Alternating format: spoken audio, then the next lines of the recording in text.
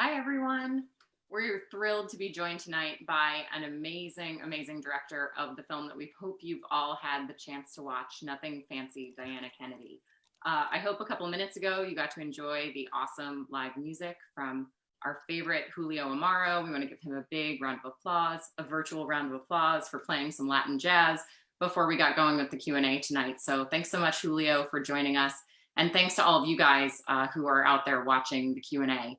If you didn't get a chance to watch the film yet, you can still stream the film. It's on our website for rent for $9.99, so you can still have the opportunity to do that. And I am so pleased to be joined tonight by the film's director, Elizabeth Carroll, and by Andrea Van Buren, Newport Film's co-founder and artistic director. And throughout our conversation tonight, if you out there watching have any questions or anything you'd like to ask Elizabeth or any comments, just feel free to type those in the comments bar and I'll ask Elizabeth your questions. Thanks for joining us, guys. Thanks, Becca. So a quick note about Elizabeth. She studied documentary film at the University of San Francisco under Sundance Fellow and Academy Award nominated filmmaker Sam Green. In 2013, she founded Honey Films and began to produce stories about food. Diana Kennedy is Elizabeth's first feature and it won a special jury award for excellence in storytelling at the South by Southwest Film Festival when it premiered last year. She has previously directed content for the New York Times and is currently in development on both narrative and documentary projects exploring aspects of the food world. So welcome. Thank you so much for joining us tonight, Elizabeth. Thank you. Thank you for having me. So let's get it started. So when did you become interested in the food world? Well, I think it was San Francisco. Living in San Francisco is what really connected me with food in a big way. I think that I was working in a cafe, while I was in school, and I'd always worked in restaurants, so I think I was always connected to the food world in that way. But I became more passionate about sustainable food systems specifically, and simultaneously with nice restaurants and interesting food and wine while I was living in San Francisco, because it's such an amazing environment for food. So then after I graduated, I started, reading a lot of books and just trying to educate myself as much as possible on, big players in the food world, and also how, local food systems versus global food systems operated. And I just found myself being kind of very politically fired up around the importance of local and organic food. Got it. So how did you hear about Diana? And I know there's an interesting story behind that I had read from another interview. Can you tell us about that? Yeah, so I, in my sort of quest to figure out what I was going to do in the food world, I decided I wanted to make a film, which would be my first film, which ended up being this one. But the initial idea behind it was that I wanted to do a film set in Mexico about kind of the matriarchy of food traditions and passing them down, and that sort of requires this generational trust of information that is, that's given to daughters and sons and grandchildren, typically from grandmothers, but sometimes grandfathers, I guess, in Mexico. So I knew that there would be a wealth of information there, and so I set out to find Mexican people to interview who were in the food world and sort of look at what the contemporary landscape looked like in terms of the responsibility of passing down those recipes and stuff. And then I found Diana Kennedy on Wikipedia that day. This was October 2013. And I found her on Wikipedia and I was like, whoa, this woman's not Mexican, but she clearly really knows what she's doing. And, by that point, she'd written 9 cookbooks and she was 91 at that time, living in Michoacan, Mexico. And I was reading all about her and I was just like, this person has to be involved in this project. I would love to interview her. How do I find her? I don't know how to find her. And I kind of looked around on the internet and I was like, does she email? Like, how do I even begin to try to access this person? And then I kind of gave up and left the coffee shop. And then I went to this bookstore in Austin called Book People, which is a great independent bookstore. And I mean, I hadn't been there in like 6 months. It's not like I go there all the time. And I pulled into the parking lot. This is like half an hour later. And I looked at the marquee and it said book signing with Diana Kennedy tomorrow. And so it was just, yeah, it was the single most serendipitous event of my entire life. Whoa. So you went in and you were like, hi. Yeah, I went in and I was like, hi, which phase of the simulation am I in? So they were like, yeah, she'll be here tomorrow, whatever. And I was like, great. And they were like, yeah, do you want to email her publicist, set up an interview? And I was like, oh, okay, great. That was really easy. I don't know what's going on. So then, yeah, that night I wrote this email and I was like, Diana, if you'd be willing to do a brief interview with me for this larger project, whatever, you can be as involved or not involved as you want. Mm-hmm. And was she open filming, sharing the story? And well, I mean, I didn't hear anything back that night, so I was kind of like, I didn't know. So then the next night I went to the event, and I walked in and she walked in at the exact same time. And I was like, hi, Diana, I'm Elizabeth. She was like, she turns around and she's like, oh yes, you're the woman who wants to make the film about me. And I was like, oh, yeah, yes. Yes, that's me. Hi, I'm here. And it was like, I hadn't even considered that because I didn't even think that she didn't know me at all. Like I was this random person with no background. So anyway, we connected, we talked. She was like, all right, well, who are you? What's your deal? Who's funding this? And I was like, yeah, okay. And then, we just ended up talking. We ended up connecting. And then she was open to it. She originally said, somebody else tried to do a documentary about me already and they screwed me, so I'm suing them. Ooh. I was like, oh, okay. Well, I was like, this is off to a good start. Yeah, not looking to get sued. And I was like, well, no pressure. We don't have to do this. And she was like, well, all my colleagues at the New York Times keep telling me I need somebody filming me all the time. And I was like, okay, well, can that be me? She was like, yeah, can you fund it? And I was like, sure, of course. Of course I can. No idea how I'm going to do that, but yes, I can. So that's how it started. So she was really open, surprisingly. There was just something cosmic about it. She also doesn't seem like someone you can say no to. Yeah, no, if she's like, hey, come down to my house and make a movie about me, it's like, you don't say no to that. Mm-hmm. And then what was the process of starting to fund it after that? Was it just Kickstarter? How else did you raise that? It was a long process. That was, the getting it funded was the reason why it took 6 years to make. Mm-hmm. It was piecemeal. I would raise a tiny bit of money and then go down to her house and film with a crew and then come back and raise some more money. And it was just, it was all originally, with the intention of just getting as much footage as we could. And then once we felt like, we had enough, then we had to figure out how to finish it. Got it. So yeah, it was, the first several years, it was just tough because I applied for a lot of grants, but I was a first-time filmmaker and it's harder to get grants if this is your first film because there's no proof that you're going to finish it.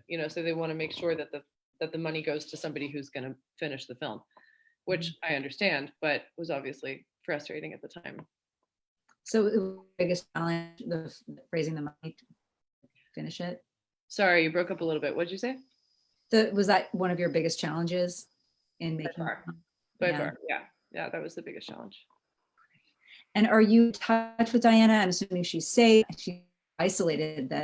Yeah, she's good. I talked to her a few days ago. She's at home in Michoacan and just hanging in there. She's 97. Oh, wow. Well, I have more questions, but Becca, I don't want to. No, go ahead. Okay, so has anyone from the Mexican community, any Mexican community, seen this film? Can you hear me? I feel like I can hear you. You're breaking up a little bit, but I can mostly make out what you're saying. I think you were saying, has anyone from the Mexican food community watched the film? Yes. Has Yeah. it been screened in Mexico?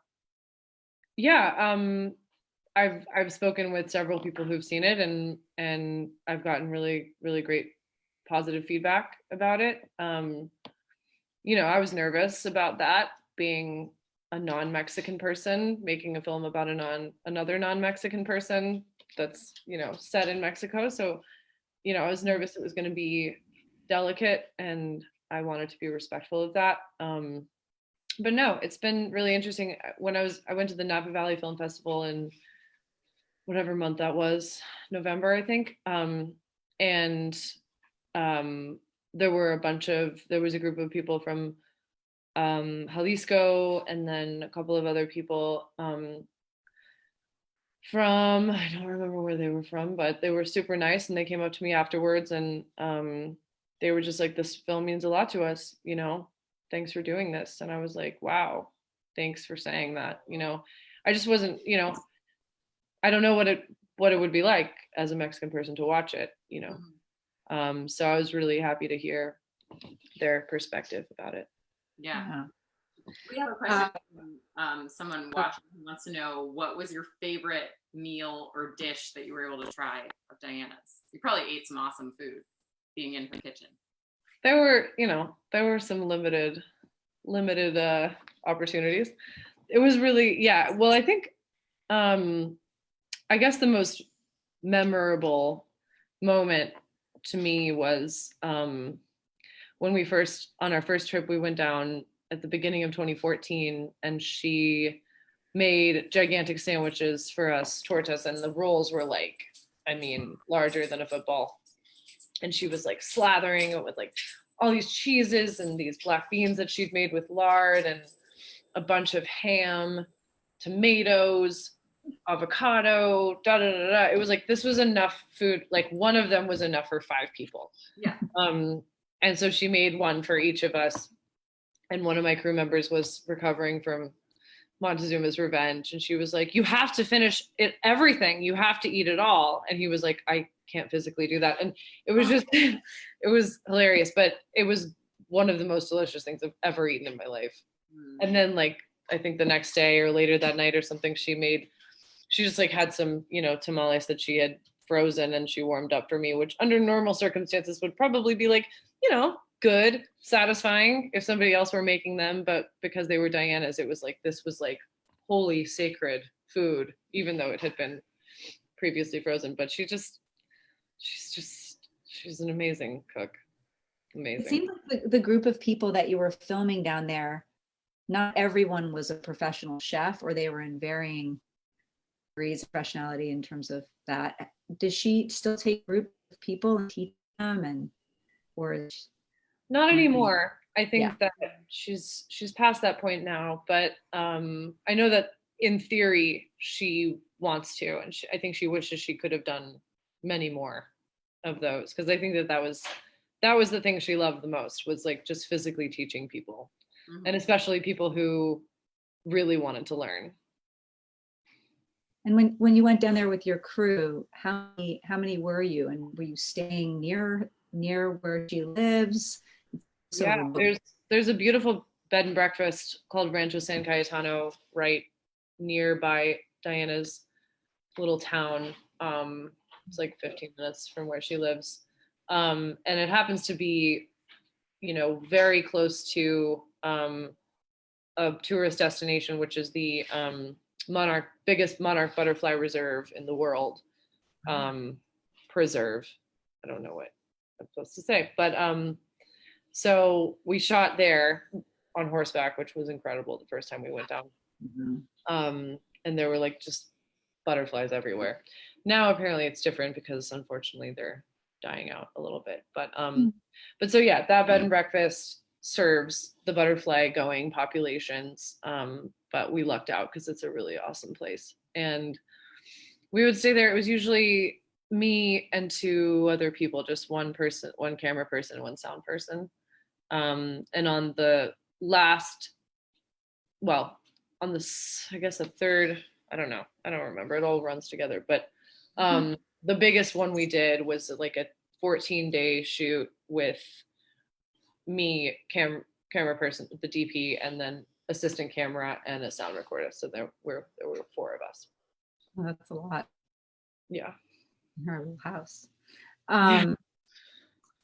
So you were talking about that in Mexico, women are responsible for keeping the food culture alive. Talk about that's kind of shit in the US over the years and your thoughts on Sure. I mean, to clarify, I think that when I was curious as to whether women were responsible for it, and if so, what that looked like. I think that, it was more of like wanting to answer that question and see if that was true. And, because I know lots of, men, a ton of male chefs who, learn from their grandmothers, and they've completely respected and taken on those traditions. So it's not just women, but, sorry, there's something on my camera. Historically, it was sort of a matriarchal responsibility. But in the US, I mean, I think that is sort of, my beef with so to speak, with like, the sort of idolization of chefs that has been pretty prominent in the food scene, especially in the food media scene for many years, where it's like, oh my God, I worship this chef, but it's like, only the richest people in the world can go to those restaurants and experience that food, and I do believe it's an art form, and I believe that they're at the highest level of their craft. There's no doubting that. And I do think it's amazing. But, I think that there's also so many realms of the food world and so many beautiful, incredible things that are happening with cooks and chefs all over the world who aren't necessarily at the highest level, the Michelin level. Mm-hmm. So I guess I have a personal desire and curiosity to explore what is not that. Yeah. It seems like a lot of people, COVID-19, are starting to cook more than time. Yeah, if you haven't made sourdough bread, you're not relevant. Totally. So it's a good moment for that, and also like trying to source local produce, and for the obvious reason that other produce isn't necessarily coming into the grocery stores. At least. Right. Yeah, it definitely puts the value of a local food system under the microscope right now, because if you're living in a food desert, like you're having to rely on a global food chain that's in jeopardy, and that might not be able to get you what you need, and that's not a position anybody wants to find themselves in, especially in a pandemic. Yeah. So this film premiered at South by West. So sad that it was canceled this year. I'm so. And I know you live in Austin, Texas. So just was wondering if you could talk the kind of the path that this film took once it premiered at South by Southwest, and what other festivals. I heard Napa. Kind of the life of this film, because it's now just coming in theaters, virtual theaters soon. Right, virtual theaters. Yeah, I mean, I felt so lucky to premiere at South by Southwest last year, and when it got canceled this year, I was heartbroken for those. Yeah. Because, I mean, it's a remarkable opportunity to be able to do something like that, and it's South by Southwest is such an amazing festival, and they really treat the films and the filmmakers with a lot of respect, and yeah, so it was just, that was huge, and I'm really grateful for that experience. But then that helped us and propelled us to kind of go and be part of a bunch of other festivals. So I think when everything was said and done, we ended up going to almost 40 festivals internationally. Oh, that's good. Awesome. Great. Yeah, so it had a really great run, and a lot of people saw it, and I took a lot of flights, and I drank a lot of free wine, and it was awesome. Yeah. Another question is, did you, now that everyone is kind of stuck at home and doing home cooking, did you pick up any skills from Diana? I don't know. It was funny because at festivals, people would be like, asking at the Q&As, they'd be like, so you must be a fantastic cook. Yeah. I'm like, well, it's like, I like cooking and I think that I'm fairly good at it sometimes. I can make things taste good.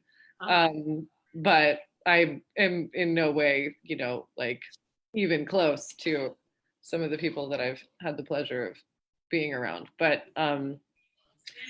yeah, I mean, I think it's just, I've always had a passion for food, and it's nice to know that you can make something taste good, taste balanced. And yeah, I mean, cooking with lard, yeah, I mean, I think the things that Diana impressed upon me were less culinary and more environmentalism related, like wasting water. It's like every time the faucet's running, I like hear her in my head and I'm like, gotta turn it off, or not wasting plastic bags and sous vide is bad. And just all these things that she's said to me over and over again, or at least while watching footage, editing the movie, I heard her say thousands of times.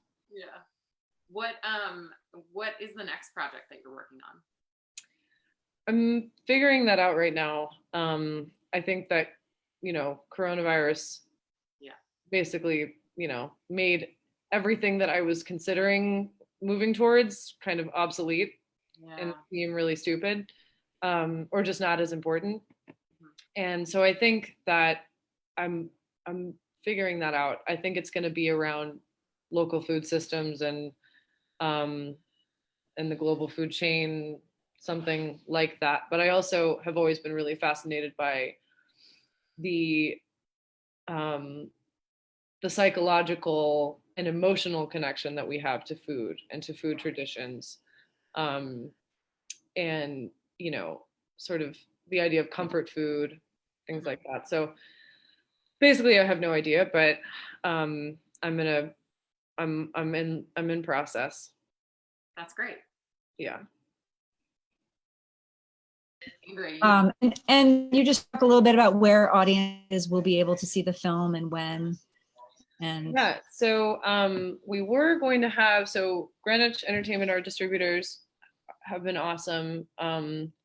They, we were originally going to have a theatrical release of the film around the US in a bunch of cities, and it turns out that, under the circumstances, a lot of those independent theaters have pivoted into doing what they're calling a virtual cinema release.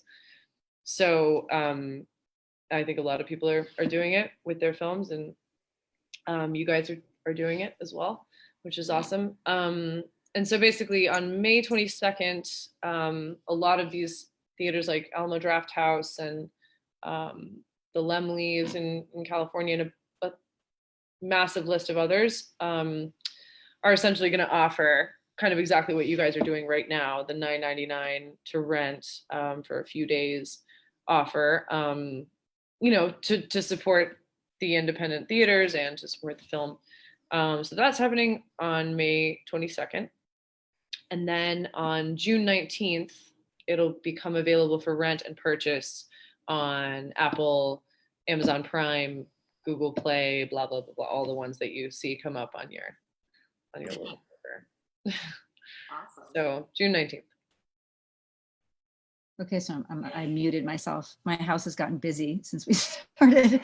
Becca, are there any other questions from the audience? So I just want to, we want to give a huge thank you to you for being a part of this Q&A. We also want to thank Greenwich Entertainment for allowing us to stream the film virtually. And just a reminder for everybody out there watching that you can still sign up to rent the film tonight, and you have 3 days to watch it. So we'd love for you to do that. Just log on to newportfilm.com And I also want to give a big shout out to a couple of local restaurants that did some menu pairings that matched with the film. So we want to thank Diego's in Middletown that did their takeout specials, and then also Chez Pascal and the Worst Kitchen up in Providence, who did it like on the other end of the state. So we're so grateful to everybody for being here and continuing to support Newport Film virtually. We'll be back with you next week with another exciting film. Next week, we're going to be screening the very first film that Newport Film ever showed in 2010, No Impact Man, which actually is like very relevant to what we were talking about, local food systems and foodways and waste. Cool. So check that one out. That'll be streaming on our site starting on Monday. So thank you so much, Elizabeth. Thank you so much. Yeah, it was a pleasure. This has been so awesome. Thanks, everybody. Thanks for watching.